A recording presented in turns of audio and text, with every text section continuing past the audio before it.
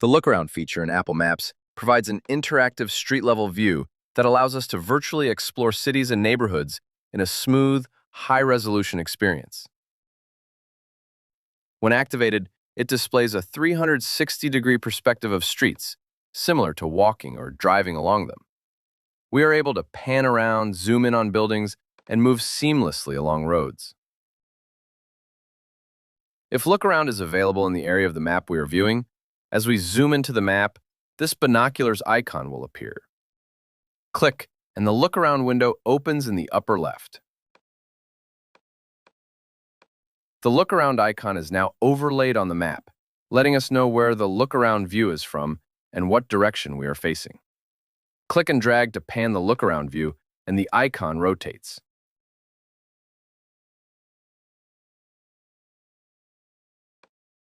Click and drag on the map to move the look-around view to a different location. Let's head towards the waterfront. To move from within the look-around view, just single-click to jump forward. On the Seattle map, we can even move along pedestrian areas of this pier.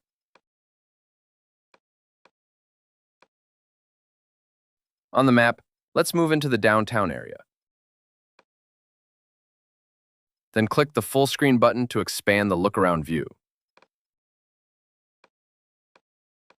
Just like before, we can single-click to jump forward, and then click and drag any direction to pan around.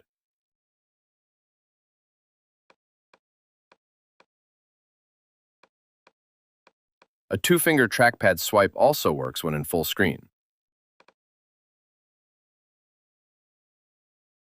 Notice that streets and businesses have labels overlaid on them, just like they do in the 2D or 3D map. We can also hide all labels while in look-around from here. That can clean up the view in dense areas. In the US, only major cities have look-around available. In Canada, however, almost every city and even mid-sized towns have look-around available.